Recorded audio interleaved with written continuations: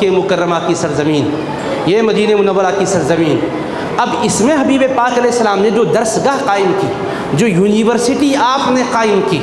ادھر دار ارقم میں حضور پڑھا رہے ہیں، ادھر صفہ پر حضور پڑھا رہے ہیں، مکہ مکرمہ میں بھی آپ کی تعلیم گاہ ہے، مدینہ منورہ بھی آپ کی تعلیم گاہ ہے، یہاں بھی آپ کی بصیرت گاہ ہے، وہاں بھی آپ کی دانش گاہ ہے، ایسی عظیم علمی یونیورسٹی مصطفیٰ علیہ السلام نے قائم کی، ایسے حالات میں جبکہ چین سکون نظر نہیں آ رہا ہے، مگر حبیب ہے کہ تعلیمی انقلاب کے لیے پوری تگودو کر رہے ہیں، پوری سعی مسلسل فرما رہے ہیں، اور اس کے بعد جماعت تیار ہو رہی ہے۔ اب کہاں کہاں سے لوگ آ رہے ہیں پڑھنے کے لیے، سنیے، ہم دنیا کے مزاج کو بھی جانتے ہیں، تاریخ بھی ہم نے اقوام کی پڑھی ہے، مدرسوں کا اسٹائل کیا ہوتا ہے، کالجز کا نظام کیا ہوتا ہے، یونیورسٹی کی سوچ کیا ہوتی ہے، ہمیں معلوم ہے۔ اے مسلمانوں، میں تمہیں کہنا چاہتا ہوں، دنیا میں آج اتنے بڑے انقلابات آئے، لیکن کامرس کالج سے پڑھ کر نکلنے والا بتاؤ کیا قانون کا ماہر ہوتا ہے؟ کامرس کالج سے نکلنے والا بہترین تاجر ہوتا ہے، ایگریکلچر کالج سے نکلنے والا زراعت کی باریکیوں کو جاننے والا ہوتا ہے، لا کالج سے پڑھ کر نکلنے والا قانون کا ماہر ہوتا ہے،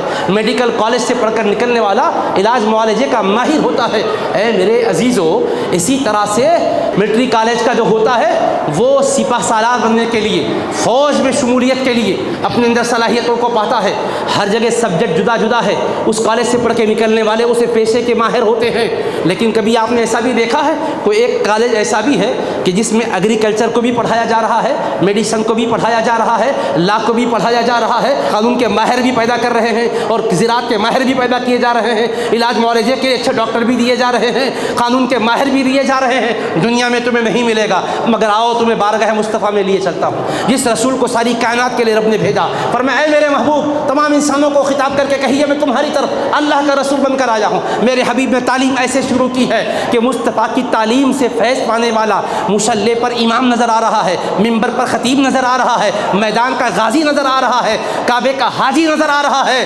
اور فوج کا سپاہ سالار نظر آ رہا ہے، تو قانون کا ماہر بھی نظر آ رہا ہے، علاج معالجے کے لیے ڈاکٹر و طبیب بھی نظر آ رہا ہے، ایگریکلچر کے لحاظ سے زمین میں کھیتی باڑی کرنے کے اصول کو جان کر کیسے فصل کو اگایا جائے اور اناج کو کیسے حاصل کیا جائے، غلہ کس طرح زیادہ مقدار میں اگایا جائے، اس کو بھی سمجھا رہا ہے۔ میرے مصطفیٰ کی درسگاہ وہ ایسی درسگاہ ہے جس میں ہر سبجیکٹ کو پڑھایا جا رہا ہے، ہر قسم کے اسٹوڈنٹ کو بلایا جا رہا ہے۔ ہم کہتے ہیں بابا حفظ کا مدرسہ ہے، مولوی کورس کی تعلیم یہاں نہیں ہے، یہ وہاں جانا۔ ہم کہتے ہیں نہیں بابا یہاں فقہ پڑھائی جا رہی ہے، عقائد کی باریک باتوں کے لیے وہاں جانا۔ سبجیکٹ متعین ہے، اساتذہ فن کے ماہرین متعین ہے، مگر ایک مصطفیٰ ہے پوری دھرتی پر، کھڑے ہو کر کہہ رہے ہیں عقائد پڑھنا ہو تو یہاں آؤ، تصوف پڑھنا ہو تو یہاں آؤ، دنیا کا علم پڑھنا ہو تو یہاں آؤ، آخرت کا علم پڑھنا ہو تو یہاں آؤ، قبر و حشر کی باریکیاں جاننا ہو تو یہاں آؤ، توحید کے راز سمجھنا ہو تو یہاں آؤ، ذکر کی حلاوت کو جاننا ہو تو یہاں آؤ، قلب کو گرمانا ہو تو یہاں آؤ،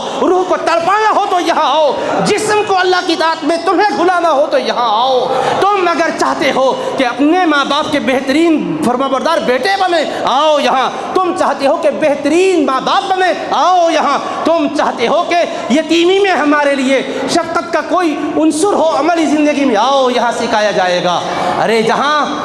محکوم کو بھی پڑھایا جا رہا ہے، حاکم کو بھی پڑھایا جا رہا ہے، جہاں شاہ بھی آ رہا ہے، آپ کہیں گے شاہ کہاں آیا؟ مکہ مکرمہ میں حضور کی دعوت میں کون شاہ آیا؟ ارے مکہ مکرمہ سے مدینے کی طرف آؤ۔ کیا بھول گئے حبشہ کے اسحما کو؟ میرے آقا علیہ السلام نے اپنا نامی گرامی بھیجا،